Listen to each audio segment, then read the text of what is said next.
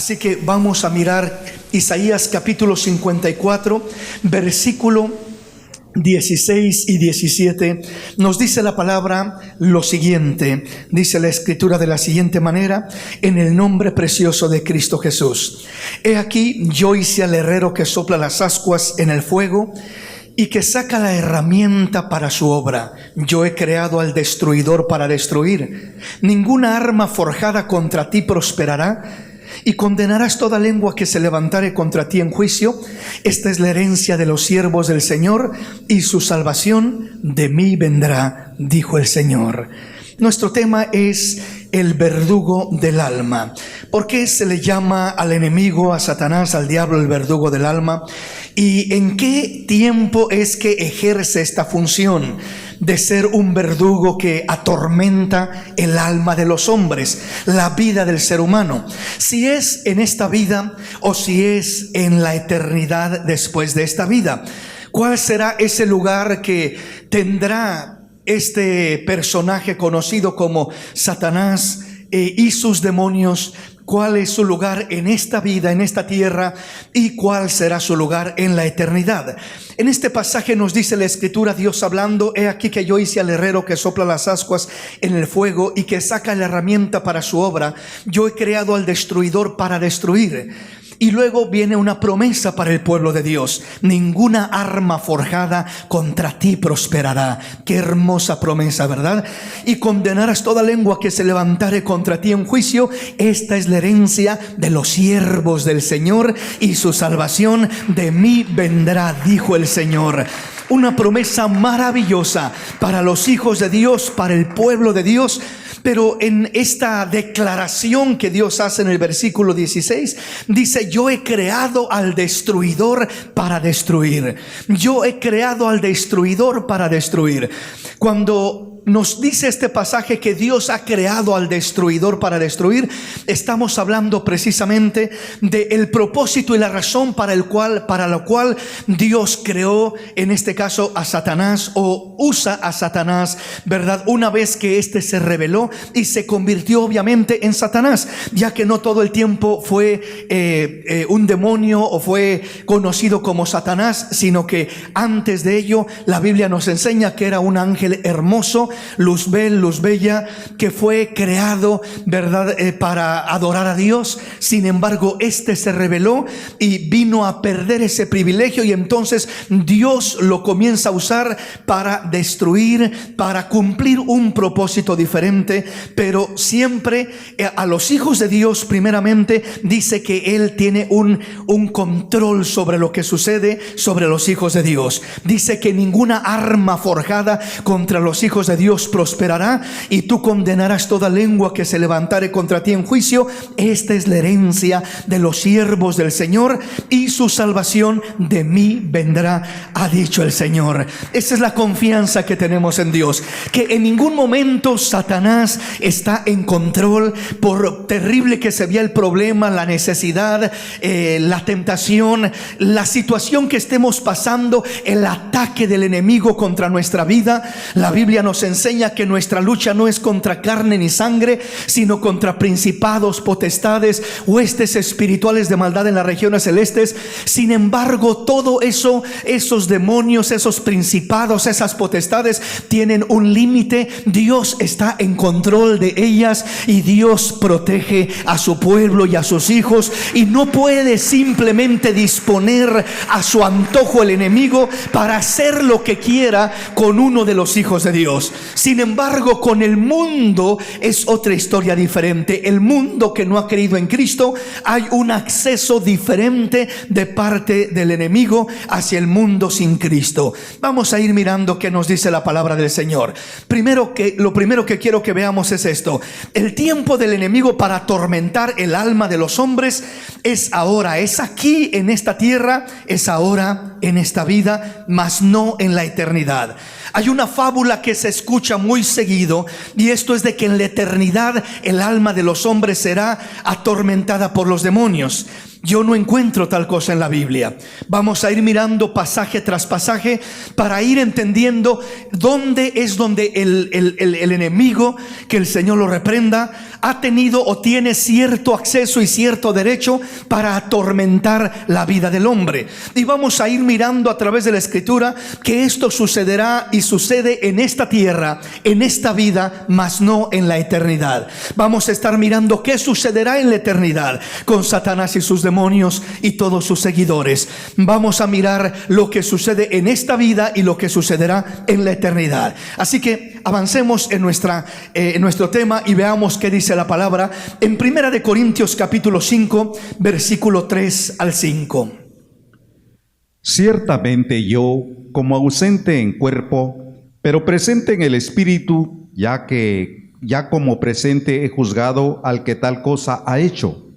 En el nombre de nuestro Señor Jesucristo, reunidos vosotros y mi espíritu, con el poder de nuestro Señor Jesucristo, el tal sea entregado a Satanás para destrucción de la carne, a fin de que el espíritu sea salvo en el día del Señor Jesús.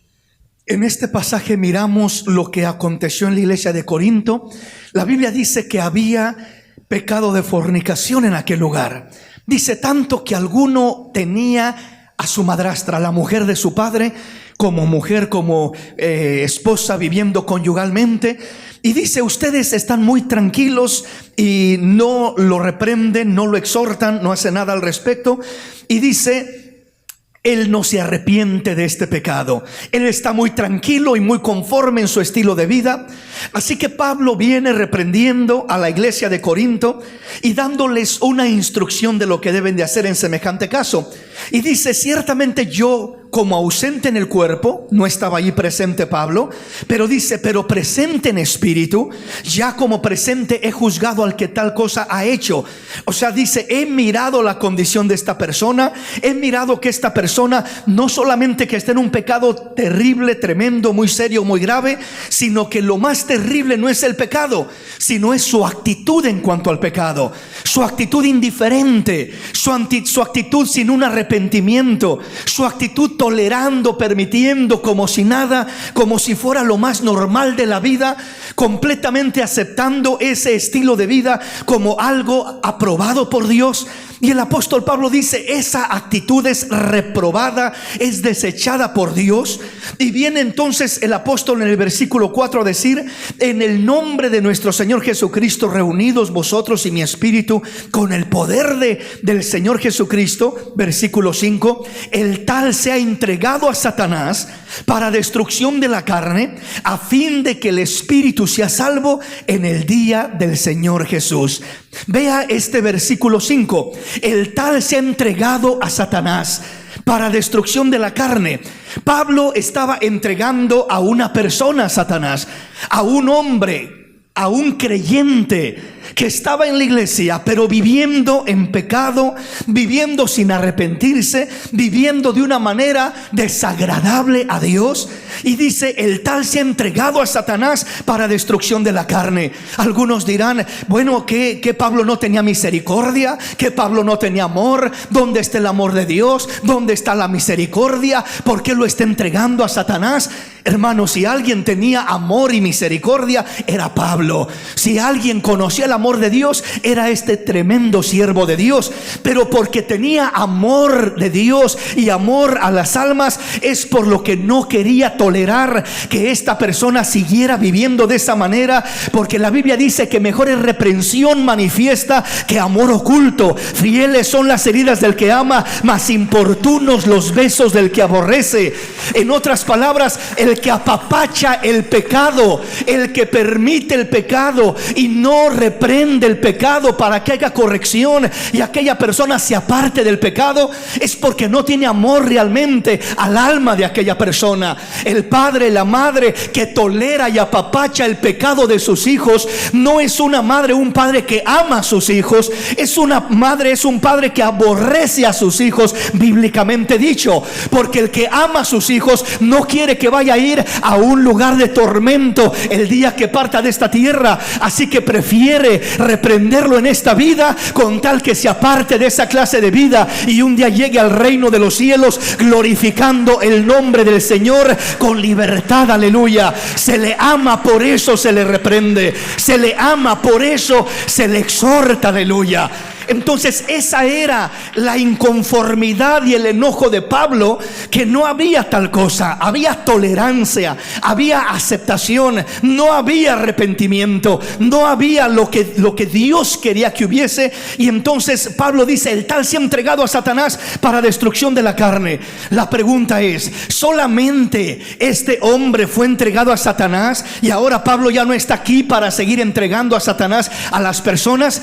Mire, mi hermano, realmente cuando una persona comienza a practicar y a caer en la práctica del pecado, sobre todo pecados que traen muerte directamente a la vida del hombre, directamente cuando el hombre cae en esa condición, ya está a sí mismo entregándose a Satanás, rindiéndose a Satanás, ya está completamente cediendo sus derechos y su vida a Satanás. No solamente es Pablo el que hizo esto, la realidad es que la vida del hombre, cuando se rinde al enemigo, cuando se rinde al pecado, cuando se rinde a la maldad, ya está cayendo en las manos de Satanás. Ahí es donde entra ese verdugo del alma, y Dios permite que el hombre caiga en las manos de Satanás cuando no quiere reconocer su pecado, cuando no se quiere arrepentir de su pecado, cuando quiere vivir livianamente, ligeramente, superficialmente, cuando se olvida de la santidad y comienza a caer en lo que es el libertinaje del mundo. El Señor muchas veces permite, el Señor muchas veces lo hace Él por sí mismo, porque Pablo, cuando él declara esta palabra, no era Pablo en su carne diciendo: se me antoja entregar a este a Satanás, como si Pablo por sí mismo tuviera el derecho, la libertad de entregar a quien él quisiera a Satanás. No, no es así. No es que Pablo tuviera el derecho, la libertad de: este me gusta para entregarlo a Satanás y este me gusta para entregarlo a Dios. No, es que automáticamente cuando el hombre decide rendirse al pecado y toma una actitud indiferente al arrepentimiento y no se aparta del pecado y no se arrepiente de su maldad, automáticamente Dios mismo es el que lo entrega a Satanás. Cuando Pablo declara y dice: el tal se ha entregado a Satanás, es porque Dios había dirigido, había revelado, le había enseñado a Pablo: esto es lo que se tiene que hacer. Y Pablo solamente declaró lo que Dios ya había determinado. ¿Y con qué fin lo entregaba a Satanás? Con el fin, dice, a fin de que el espíritu sea salvo en el día del Señor. ¿Cómo puede ser salvo el espíritu en el día del Señor al ser entregado a Satanás? Es que el ser entregado a Satanás significa: déjalo sin cobertura de Dios, deja que Satanás tenga acceso directo a su vida, para que le dé una sacudida, una zarandeada, para que ese verdugo del alma lo atormente en esta vida, no tenga paz, no tenga gozo, no tenga alegría, y comience a ser cautivado y oprimido por los poderes del infierno, y esa condición sea la que lo traiga a una reflexión y a un arrepentimiento genuino a los pies de Cristo, para ser restaurado por la gracia de Dios. Aleluya, ser restaurado por la gracia de Dios. Bendito el nombre del Señor. Entonces dice este pasaje: el tal se ha entregado a Satanás para destrucción de la carne. Cuando dice destrucción de la carne, habla de que va a haber sufrimiento, va a haber lamento, va a haber quizás enfermedades, va a haber problemas, va a haber tragedias, va a haber cárcel, prisión, va a haber diferente clase de consecuencias terribles que Dios va a permitir a Satanás para que venga y le dé esa zarandeada y esa sacudida, y entonces, estando en esa condición, pueda suceder lo que pasó con el hijo pródigo. El hijo pródigo, podríamos decirlo, cuando se rebeló de su casa, de la casa de su padre, y se fue a vivir una vida perdidamente, dice la Biblia, podemos decir que el hijo pródigo también fue entregado a Satanás. ¿Dónde cayó el hijo pródigo? En lo peor de las circunstancias. Gastó todo el dinero, se quedó en la miseria, se quedó en la calle, ya no tenía ni para comer. Se acercó a trabajar en una hacienda de cerdos, y dice que ni siquiera le daban a comer los desperdicios, las algarrobas que comían los cerdos, sino que estaba muriéndose de hambre literalmente. Dios permitió que él pasara esa situación, esa tragedia, con el fin de que reflexionara reflexionara y se volviera a Dios y se arrepintiera, lo cual la Biblia dice que encontrándose en aquella desgracia, en aquella miseria, dice, volviendo en sí, dijo: ¿cuántos jornaleros en la casa de mi padre tienen abundancia de pan y yo aquí me muero de hambre? Me levantaré e iré a mi padre y le diré: Padre, he pecado contra Dios y contra ti, ya no merezco ser hijo tuyo, trátame como a uno de tus jornaleros. Esa actitud es la que honra a Dios, es la que Dios hace fiesta cuando un pecador se arrepiente. Dios hace fiesta cuando un hombre, una mujer toma conciencia de su condición y elige y decide apartarse del pecado. La Biblia dice: el que confiesa su pecado y se aparta alcanzará misericordia, pero el que lo encubre no prosperará. Confesar y apartarse son un sinónimo de el arrepentimiento genuino. Siempre que hay un arrepentimiento genuino, se confiesa el pecado y se aparta del pecado, y hay misericordia de parte de Dios para tal hombre, para tal mujer, porque esa es la actitud que honra a Dios. Dios no se asusta, por así decirlo, con el pecado del hombre, pero Dios, lo que le desagrada más que el pecado del hombre es la actitud hacia el pecado, es la indiferencia, es la superficialidad, es el excusarnos para mantener ese pecado y no tratar con él y no apartarnos de él. Es el justificar nuestra clase de vida, nuestra forma de vivir, nuestras acciones, nuestras reacciones, en vez de arrepentirnos y apartarnos de esas malas acciones. Cuando el hombre comienza simplemente a excusarse y a justificarse, es una actitud repugnante de parte de Dios, que está provocando que Dios entregue al hombre a Satanás, que Dios entregue al hombre a ese verdugo del alma. ¿Para qué? Para ser sacudido, para ser zarandeado, para ser atormentado. ¿Para qué? Para que el hombre reflexione, valore la misericordia de Dios y se vuelva a los pies de Cristo con un arrepentimiento genuino y verdadero para la gloria y la honra del Señor. Aleluya. Dale ese aplauso al Rey en esta hermosa y linda mañana. Avancemos en nuestro tema y veamos qué dice Lucas capítulo 22. Lucas capítulo 22. Simón, Simón, he aquí, Satanás os ha pedido para zarandearos como a trigo, pero yo he rogado por ti que tu fe no falte, y tú, una vez vuelto, confirma a tus hermanos. Él le dijo: Señor, dispuesto estoy a ir contigo no solo a la cárcel, sino también a la muerte. Y él le dijo: Pedro, te digo que el gallo no cantará hoy antes que tú niegues 3 veces que me conoces. Qué hermoso. Aquí miramos un segundo ejemplo. Ya no miramos de alguien siendo entregado a Satanás por causa del pecado, de la desobediencia, de la rebeldía, como el fornicario de Corintios, o como el hijo pródigo, o muchos otros casos que miramos en la Escritura. Ahora miramos a uno de los apóstoles del Señor. Miramos a Simón Pedro, que el Señor mismo le dijo también el Señor: Simón, Simón, he aquí Satanás os ha pedido para zarandearos como a trigo.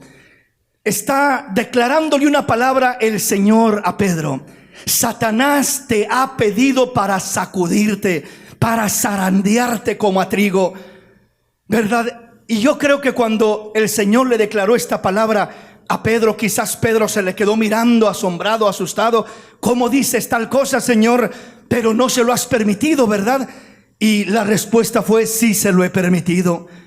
Pero Señor, mira, no tienes misericordia de mí, pero yo he rogado por ti, Pedro, no te preocupes.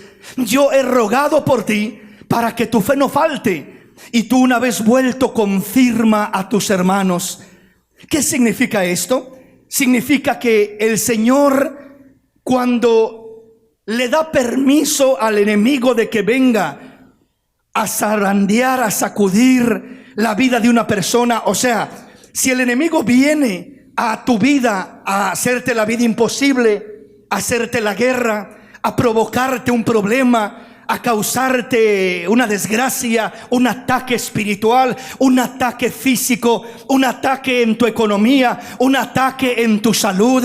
Porque muchas veces vienen esa clase de ataques del enemigo directamente a querer dañarnos, a querer afectarnos. Pero lo primero que nosotros debemos de saber, analizar nuestra vida. Y cuando nosotros sabemos que hay pecado en nuestra vida, la respuesta es arrepentirnos y volvernos a Dios. Y se cierra aquella puerta para que Dios traiga bendición sobre nuestra vida. Pero no siempre es porque hay pecado en nuestra vida. Si usted está pasando por una prueba, como en este caso Pedro, no era porque andaba de pecador, no era porque estaba de adúltero o de fornicario, sino simplemente porque él estaba sirviendo a Dios. Y viene aquella lucha, aquel ataque, y le dice: Satanás te ha pedido para zarandearte como a trigo, pero no te preocupes, Pedro. ¿Por qué razón? Porque yo he rogado por ti para que tu fe no falte, y tú, una vez vuelto, confirma a tus hermanos. Significa, el enemigo no puede venir y tocar ni un cabello de uno de los hijos de Dios si no es con el permiso del Dios Todopoderoso, que tiene el control de tu vida y de Satanás completamente. Él tiene el control completo y no va a permitir que nada te suceda. Y lo que te suceda, que Dios permite, lo permite siempre con un propósito. Dice el versículo 33, él le dijo: Señor, dispuesto estoy a ir contigo no solamente a la cárcel, sino también a la muerte. Y el Señor le responde, y él le dijo: Pedro, te digo que el gallo no cantará hoy antes que tú niegues 3 veces que me conoces. ¿Qué estaba haciendo el Señor? Estaba queriendo centrar a Pedro en una realidad, mostrándole su condición verdadera, porque Pedro se sentía muchas veces el superhombre, el super espiritual. Él era impulsivo: Señor, yo estoy dispuesto a ir contigo no solamente a la cárcel, sino hasta la misma muerte. Pero hay veces que nuestra boca va más adelante que nuestras acciones. Hay veces que nuestras palabras nos comprometen y nuestras acciones no dan la medida. Hablamos mucho y hacemos poco. Decimos mucho, nos comprometemos mucho, pero en ocasiones nuestra forma de vivir, cuando llega la lucha, la prueba, la dificultad, en ocasiones no van nuestras acciones al nivel de nuestras palabras. Y ese era uno de los problemas de Pedro. Pedro fácilmente hablaba, era impulsivo, rápido decía una cosa, rápido decía otra, y con buenas intenciones. Pero lo que el Señor quería era centrarlo, hacerlo madurar. No seas tan impulsivo, Pedro, no seas tan rápido para hablar. Es mejor que no prometas y cumplas, y no que prometas y no cumplas, Pedro. Ten cuidado con lo que dices, Pedro. Mira bien lo que hablas, Pedro, porque te digo que el gallo va a cantar 3 veces antes que tú no va a cantar el gallo antes que tú niegues que me conoces. Vas a negarme 3 veces antes que el gallo cante. Entonces el Señor le está dando esta palabra, está tratando con Pedro. Pero lo maravilloso de todo esto es que el Señor está en control. Y si Dios permite que el enemigo te ataque, es para bendición tuya y para vergüenza del diablo y para gloria y honra del Dios de los cielos. Aleluya. Para gloria y honra del Dios de los cielos.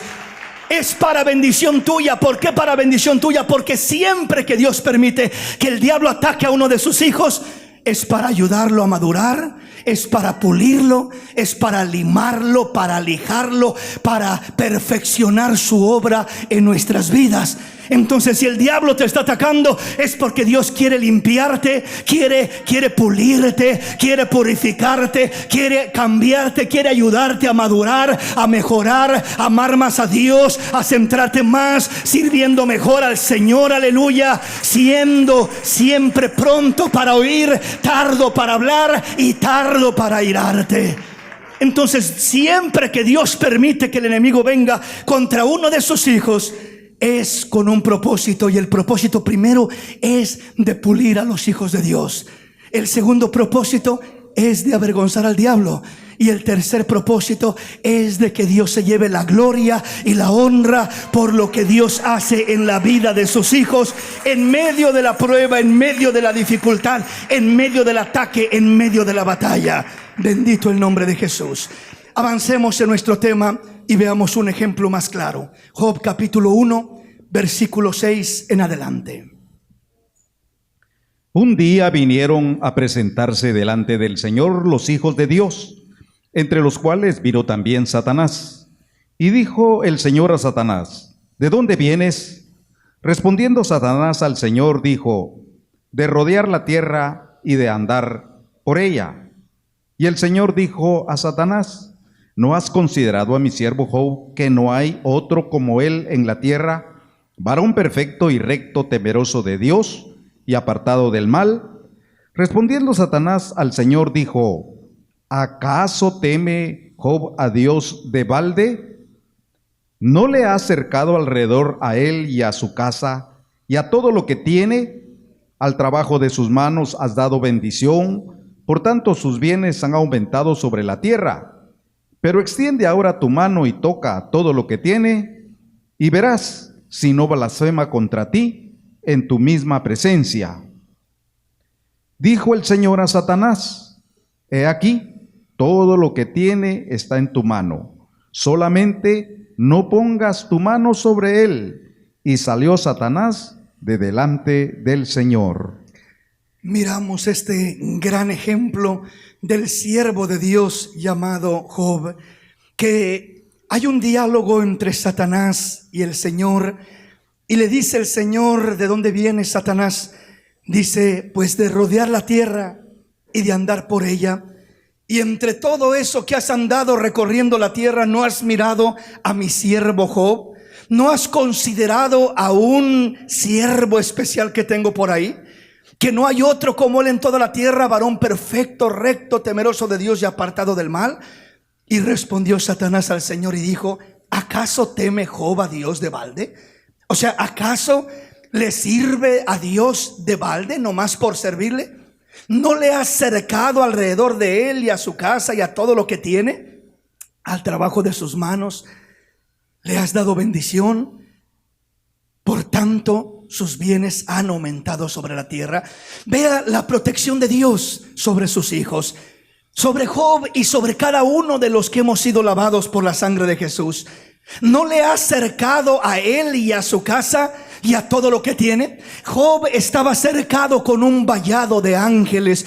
Todo lo que él tenía, su casa, sus bienes, el fruto de sus manos era bendecido. Todo lo que él tenía era bendecido porque Dios estaba con él. Un siervo de Dios que glorificaba, que honraba al Dios de los cielos, y había cobertura de Dios sobre de él. Esto quiere decir que Satanás, aunque había andado por toda la tierra y ciertamente había mirado a Job, claro que lo había mirado. Cuando Dios le dice: ¿no has mirado por allá a mi siervo Job? Pues claro que lo he mirado, hasta he tratado de atacarlo, pero no puedo, me topo con una muralla. No puedo tocar ni un cabello de su cabeza, no puedo tocar ni una ovejita de lo que él tiene. Todo lo que tiene está bajo tu cobertura. Tienes un vallado alrededor de él. Esa es la cobertura de los hijos de Dios, un vallado alrededor de los hijos de Dios. Alguien dirá: hermano, pero si Job era tan recto y había un vallado alrededor de él, ¿por qué el diablo lo sacudió de una manera tan terrible y tan espantosa? Precisamente porque Dios se lo permitió.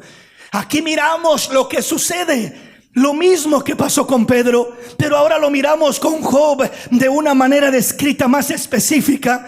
Y miramos cómo el enemigo reconoce la cobertura de Dios sobre Job y toda la prosperidad y bendición que tenía, porque Dios estaba con él. Pero dice Satanás en el versículo 11: pero extiende ahora tu mano y toca todo lo que tiene, y verás si no blasfema contra ti en tu misma presencia. O sea, te sirve por conveniencia Job, pero quítale todo lo que tiene y verás si no blasfema contra ti en tu misma presencia. Y Dios le responde: dijo el Señor a Satanás: he aquí, todo lo que tiene está en tu mano, solamente no pongas tu mano sobre de él. Y salió Satanás de delante del Señor. O sea, la primera forma de tentación que experimenta o de ataque que experimenta Job fue la la manera en que el enemigo atacó todo lo que él tenía, pero Dios le dice: no toques su vida, no toques su cuerpo, no lo toques a él, toca todo lo que él tiene. Esa es la primera forma como el enemigo atacó a Job y ataca a muchos de nosotros. Mira, quítale esto, quítale el otro, quítale aquí, quítale allá. Y vino esa lucha y ese ataque, pero después dice que el enemigo le quitó sus hijos, le quitó sus bienes, le quitó todo lo que tenía prácticamente, pero nada de eso funcionó contra Job, porque Job no servía a Dios por conveniencia. Job servía a Dios porque amaba al Dios de los cielos, aleluya, al Dios de los cielos. Bendito el nombre del Señor. La prueba no es la causante de que el hombre fracase o tropiece.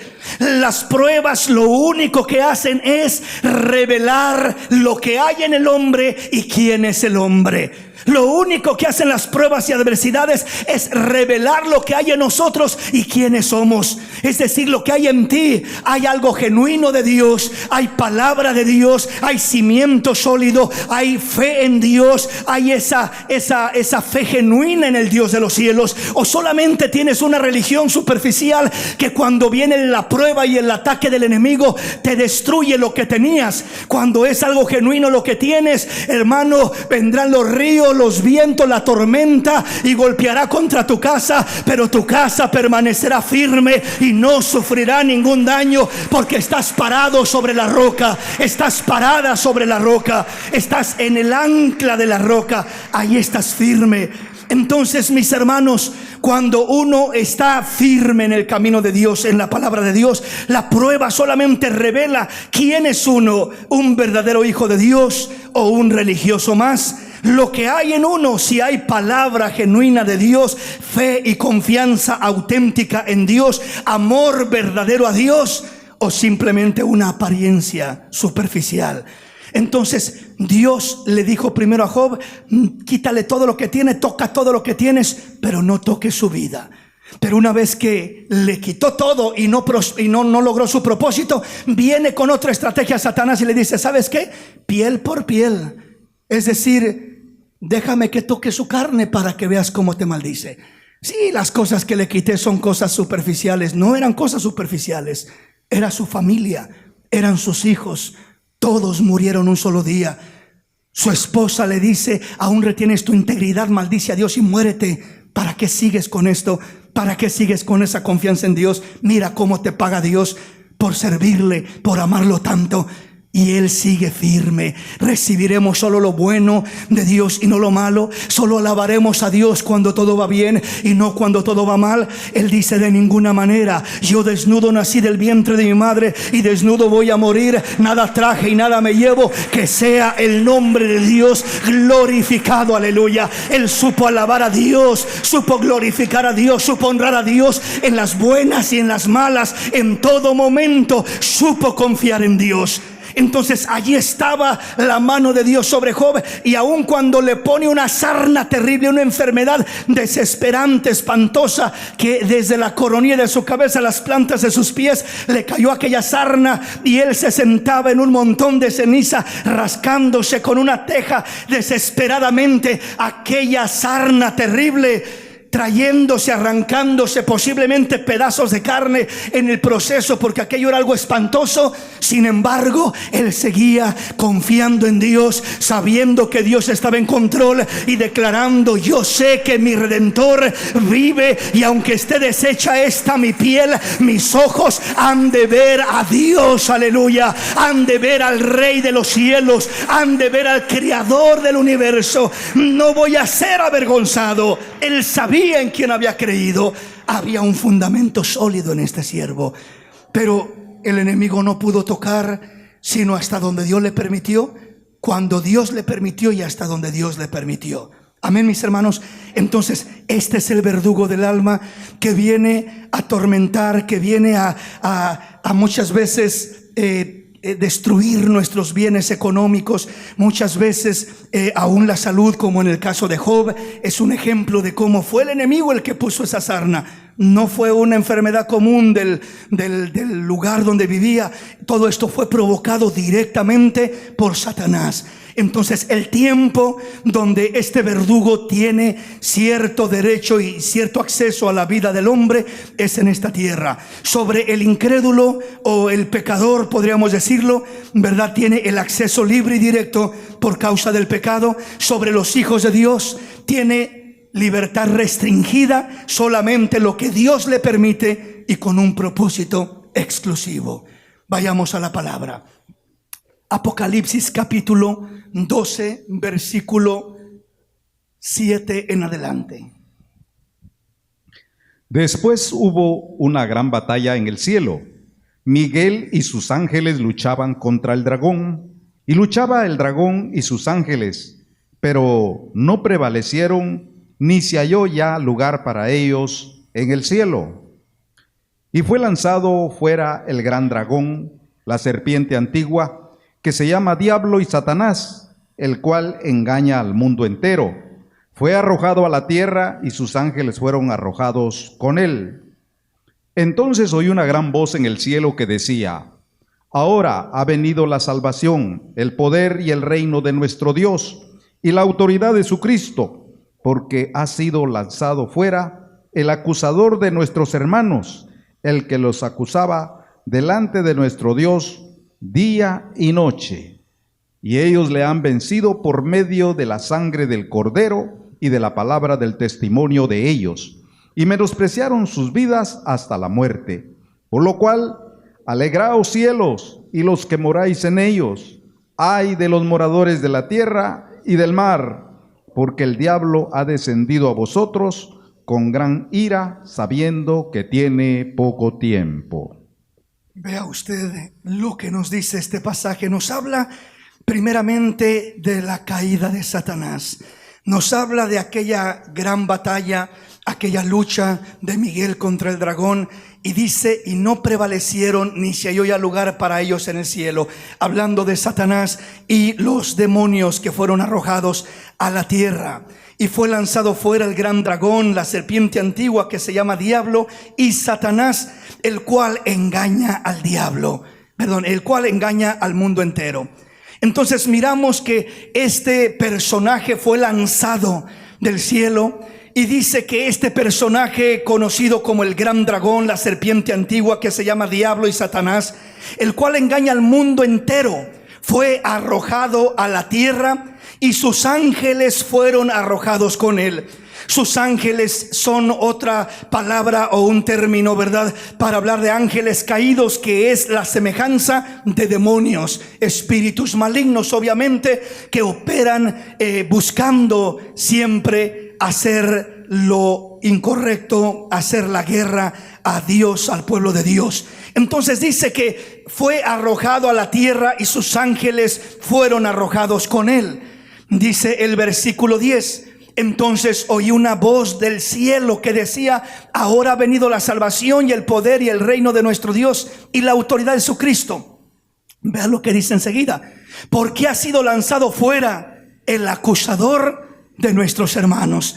¿Quién es el acusador del pueblo de Dios, de los hijos de Dios? Satanás, amén, que el Señor lo reprenda.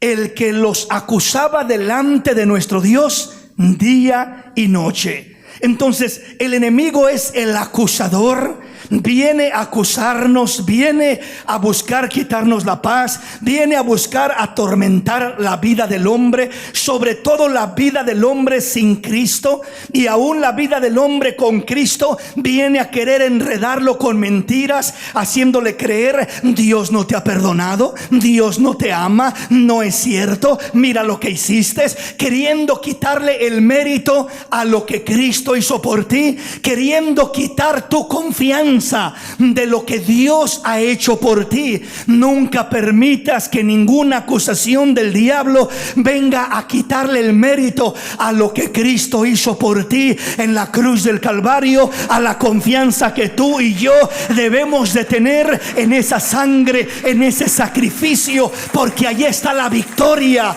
de los hijos de Dios, allí está la victoria del pueblo de Dios. Entonces el enemigo es el acusador, El enemigo es el que dice, los acusa delante de nuestro Dios día y noche.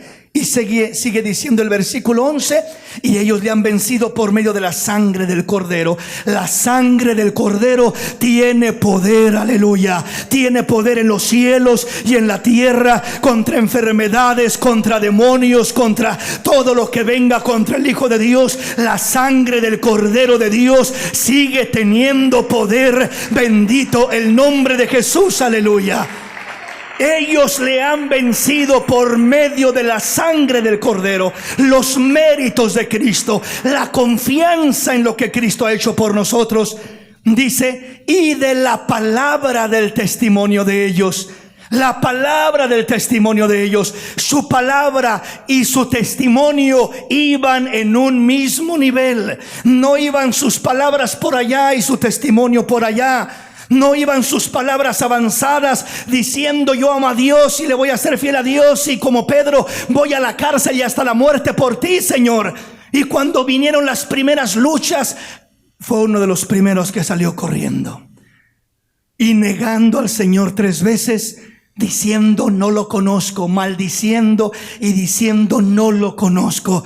Entonces miramos que estos hombres le vencieron por la sangre del Cordero y de la palabra del testimonio de ellos, y menospreciaron sus vidas hasta la muerte. En este caso, verdad, habla de los fieles israelitas de los últimos tiempos, que ellos aún, muchos de ellos morirán y menospreciarán sus propias vidas hasta la muerte. Pero no solamente lo que pasará en los últimos tiempos, sino también lo que pasó en la iglesia primitiva. Muchos de los hijos de Dios, muchos de los miembros de la iglesia primitiva fueron quemados en los coliseos, fueron devorados por bestias, fueron puestos como espectáculo delante del mundo, dieron sus propias vidas, pero mantuvieron la fe genuina en el Dios de los cielos, aún hasta la misma muerte si es necesario.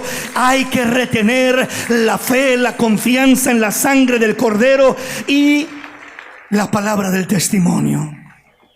Versículo 12 dice, por lo cual alegraos cielos y los que moráis en ellos. Ay de los moradores de la tierra y del mar, porque el diablo ha descendido a vosotros con gran ira, sabiendo que tiene poco tiempo. Hermanos, el enemigo no ignora, conoce mejor que usted y que yo la palabra de Dios, las profecías, el cumplimiento de la palabra, y sabe muy bien que le queda poco tiempo. Y dice, ay de los moradores de la tierra y del mar, porque el diablo ha descendido a vosotros con gran ira, sabiendo que tiene poco tiempo. Hermanos, en este tiempo el enemigo a como más se aproxima el tiempo del fin, él sabe que se le acaba su tiempo. El tiempo es corto y el diablo lo sabe muy bien. Por esto se apresura con sus maquinaciones de engaño, de maldad, de violencia, con toda clase de perversión y de maldad para destruir a la humanidad, porque sabe que le queda poco tiempo. Por eso en estos últimos días que estaremos viviendo, hermanos, miraremos cada día cosas más abominables, más terribles, más obscenas, cosas más desagradables a Dios, porque el diablo sabe que le queda poco tiempo y estará pervirtiendo y depravando al hombre como nunca antes en la historia se había mirado. Lo estaremos mirando en estos últimos tiempos. Pero el Señor dijo, no temáis, manada pequeña, porque a vuestro Padre le ha placido daros el reino. Hay promesa para el pueblo de Dios. Nos llama el Señor manada pequeña. No importa que no seamos la mayoría, no importa que no vayamos con la corriente del mundo, no importa que nos llamen locos, aleluyas, fanáticos, no importa. Nosotros sabemos a quién servimos, para quién vivimos, a quién honramos. Nosotros sabemos que nuestro Redentor vive, aleluya, y que muy pronto los cielos se abrirán y Él aparecerá en las nubes para levantar a su iglesia, a sus hijos, a su pueblo. Sabemos que hay una promesa genuina y real. Entonces El enemigo sabe que le queda poco tiempo y está buscando a derecha y a izquierda trabajar, como se dijera, noche y día, por buscar destruir al hombre, por buscar llevar el alma del hombre a la destrucción de su vida en esta tierra y de su alma en la condenación eterna. Veamos qué dice Zacarías. Zacarías capítulo 3, versículo 1 en adelante. Me mostró al sumo sacerdote Josué, el cual estaba delante del ángel del Señor, y Satanás estaba a su mano derecha para acusarle. Y dijo el Señor a Satanás: el Señor te reprenda, oh Satanás, el Señor que ha escogido a Jerusalén te reprenda. ¿No es este un tizón arrebatado del incendio? Y Josué estaba vestido de vestiduras viles y estaba delante del ángel. Y habló el ángel y mandó a los que estaban delante de él, diciendo: quitadle esas vestiduras viles. Y a él le dijo: mira, que he quitado de ti tu pecado y te he hecho vestir de ropas de gala. Aquí miramos la obra de Dios sobre Josué y es el reflejo de todo el creyente de nuestro tiempo. Dice que Dios le mostró al sumo sacerdote Josué, el cual estaba delante del ángel del Señor, y Satanás estaba a su mano derecha para acusarle. Ahí está el acusador, como nos decía Apocalipsis. Estaba para acusarle. Ahí está queriendo atormentar al hombre, acusándole, diciéndole: eres un inútil, eres un inservible, eres un pecador, eres un bueno para nada, nunca saldrás adelante. Cuánta mentira, cuánta acusación trae el diablo a tu vida. Cuánta desviación busca traer a través de acusaciones, haciéndote sentir débil, incapaz, impotente, inferior, inmerecedor. No eres digno, y es cierto, no somos dignos, no somos merecedores, pero nunca te olvides de la sangre del Cordero de Dios. Ellos le han vencido por medio de la sangre del Cordero y de la palabra del testimonio de ellos. Ellos le han vencido por los méritos de la sangre de Jesús, del sacrificio de Jesús. No por lo que yo soy, no por lo bueno que somos, no por nuestras buenas obras, sino por la sangre del Cordero, los méritos de Cristo y la palabra del testimonio de ellos. Entonces, este personaje en esta tierra es donde viene a acusar, a atormentar, a destruir. La Biblia dice que Satanás no vino sino para matar, robar y destruir. Su propósito es ese: matar, robar y destruir. Lo físico quiere matarte, quiere acabar con tu vida, quiere destruir tu vida, tu hogar, tu familia, tu salud, todo lo que tienes. Vino para matar, robar y destruir en esta vida y mandar tu alma a la condenación eterna después de esta vida. Así que Satanás, su propósito es destruir en esta vida y destruir en la eternidad. O sea, llevar, arrastrar al hombre a esa destrucción completa, tanto en esta vida como en la eternidad, matando, robando y destruyendo. Te roba la paz, te roba el gozo, te roba la familia, te roba tantas cosas lindas que Dios nos ha dado. Pero poderoso es el Señor para cubrirnos, protegernos y darnos la victoria contra toda acechanza del maligno. Poderoso es el Señor que nos ha prometido estar con nosotros y guardarnos y protegernos de toda esta maldad. Amén. Dijo el Señor a Satanás: el Señor te reprenda, oh Satanás.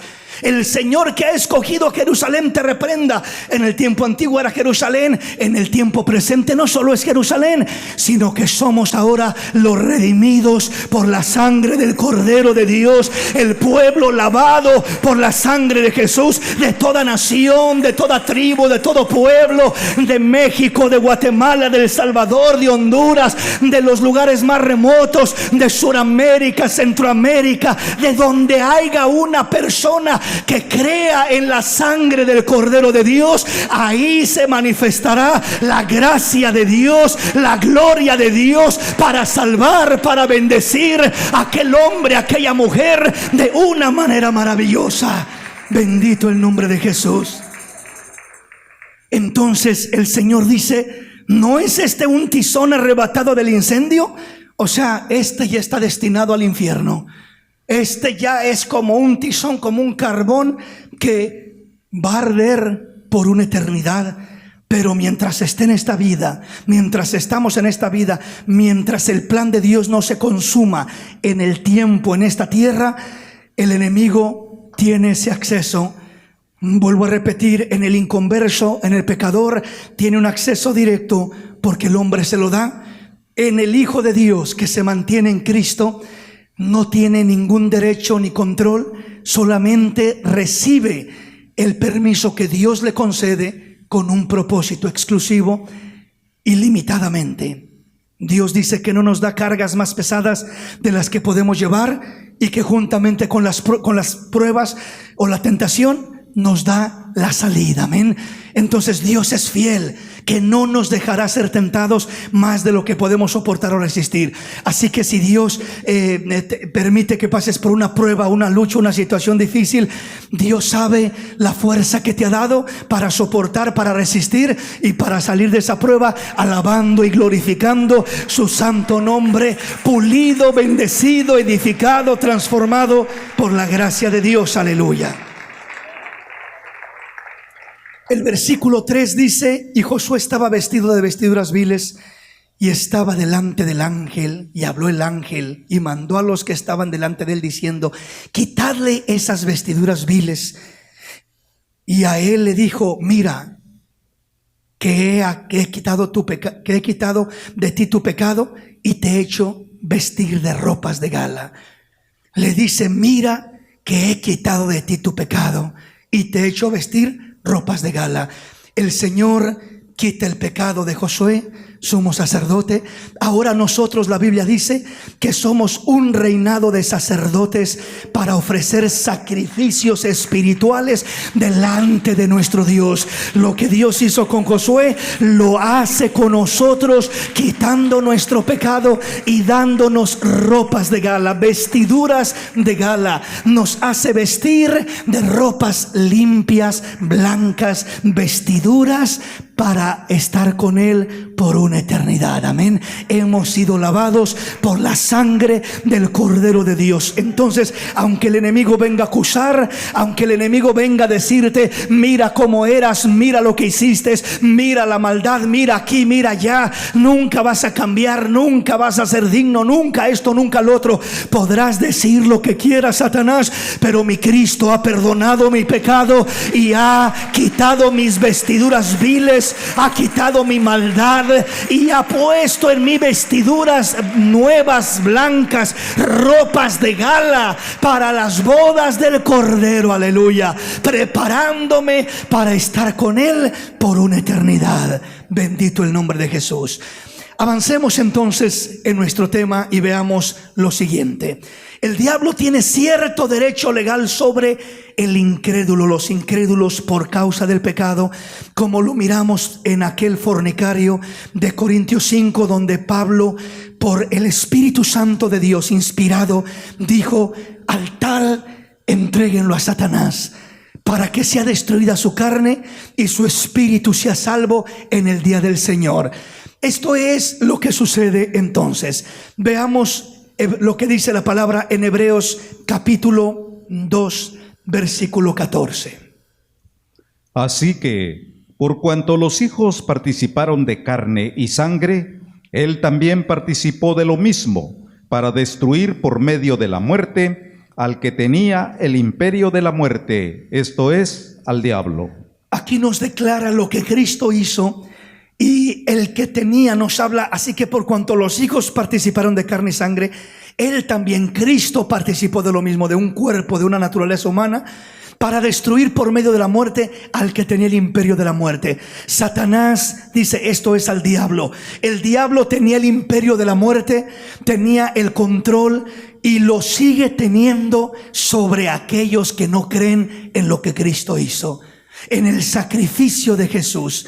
Aquí nos habla de que vino a participar Cristo de carne y de sangre para poder destruir por medio de la muerte al que tenía el imperio de la muerte. O sea, le quitó su poder, le quitó su autoridad, le quitó su control y su dominio, pero solamente sobre aquellos que hemos creído en Cristo Jesús como Señor y Salvador. Sobre el mundo que no cree en Cristo, no es de esa manera. Veamos algún otro versículo para entender un poquito más esto. Romanos 3:23 nos dice la palabra lo siguiente: Por cuanto todos pecaron y están destituidos de la gloria de Dios. Todo el hombre que ha nacido en esta tierra ha nacido en pecado y practicando el pecado. Dice, por cuanto todos pecaron y están destituidos de la gloria de Dios.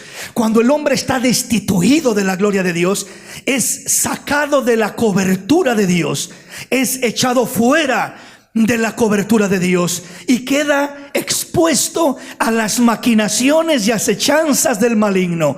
No es hasta que el hombre viene a ser lavado por la sangre de Jesús que su pecado es perdonado y viene una vez más bajo la cobertura de la sangre de Jesús. Veamos una palabra más. Juan capítulo 14, versículo 30. No hablaré ya mucho con vosotros, porque viene el príncipe de este mundo, y él nada tiene en mí. Veamos cómo el Señor describe esta palabra. Juan 14:30 dice, no hablaré ya mucho con vosotros. ¿Por qué razón? Porque viene el príncipe de este mundo y él nada tiene en mí. ¿Qué significa esto? Él nada tiene en mí. El enemigo, con lo único que puede trabajar en la vida del hombre es con lo que tiene en él.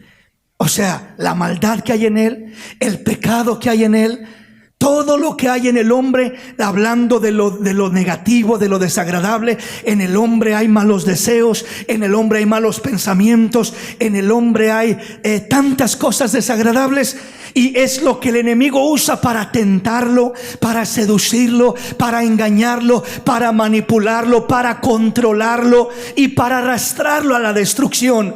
En el caso de Cristo dice, viene el príncipe de este mundo hacia mí, viene a querer atacarme, viene a querer hacerme daño, por así decirlo, pero dice, él nada tiene en mí. O sea, podrá provocar que la multitud me lleve a la cruz del Calvario, y no es como que me están llevando porque así ellos lo deciden, sino que aún el ir a la cruz dice, a mí nadie me quita la vida y yo pongo mi propia vida, porque tengo poder para poner mi vida, para entregarla, y tengo poder para volverla a tomar. Así que yo la pongo por mi propia decisión, por mi propia voluntad. Él nada tiene en mí. Satanás nunca pudo controlar al Señor, nunca pudo manipularlo, nunca fueron efectivas sus tentaciones, porque él nada tiene en mí. Cuando el hombre corre mayor riesgo de ser engañado, manipulado y arrastrado por el engaño del enemigo, es cuando hay algo adentro que el enemigo puede usar para seducirte y destruirte. Si en tu corazón hay lascivia o lujuria, es muy fácil para que el enemigo te enrede y te haga caer en el adulterio o en la fornicación. Si en tu corazón hay mentira y engaño, es muy fácil para que comiences a hacer fraude de un tipo y de otro, y a mentir y engañar y a manipular de una forma o de otra en el momento que menos lo piensas. ¿Por qué? Porque en ti hay aquello que el enemigo puede usar fácilmente para desviarte, controlarte, manipularte. Entonces, cuando nosotros tememos a lo que hay afuera, ay, es que si el enemigo me tienta con esto, quién sabe cómo me irá, y si me tienta con aquello, ahí soy medio débil, y si me tienta, nada de lo que hay afuera tiene poder para hacernos caer. La amenaza más grande del hombre no es lo que hay afuera. Afuera hay pecado de todo color y de todo sabor. Afuera hay toda clase de tentación y de antojo a como el hombre quiera encontrar. Hay de todo, pero el riesgo que el hombre corre no es con lo que está afuera, es con lo que está dentro de él. Si te analizas y nos examinamos y miramos lo que hay dentro de nosotros y decimos, ay, creo que en mí hay este mal deseo, hay este mal pensamiento, hay un poco de lujuria, hay un poco de lascivia, hay un poco de esto y de aquello. Hermano, no tratemos de cuidarnos de lo que hay afuera, porque por más que tratemos de cuidarnos, se nos va a atravesar en el camino aquella cosa negativa. Lo que tenemos que hacer es humillar nuestro corazón, abrirlo delante del Rey de los cielos y decirle, Señor, arranca de mi corazón, arranca de mi mente estos malos pensamientos, estos malos deseos, esto negativo que hay dentro de mí, porque si tú arrancas de mí esto, Señor, aunque el mundo esté plagado con eso mismo, no caeré, no pereceré, no me desviaré. Porque si aquello no está dentro de mí, no importa que me rodee alrededor y que vaya al trabajo y ahí esté todo aquello, y que vaya por la calle y ahí esté todo aquello, y que vaya a mi vecindario y ahí esté todo aquello. No importa que me rodee por delante y por detrás, si no está dentro de mí, no tendrá éxito para hacerme caer en aquello. El maligno, cuídate de lo que hay dentro de ti, cuídate de lo que ya está allá adentro, porque a eso serás propenso a pecar, a caer, a enredarte. Y esa es el área donde el enemigo utilizará siempre para tentarte y para hacerte caer y cumplir su propósito: matar, robar y destruir.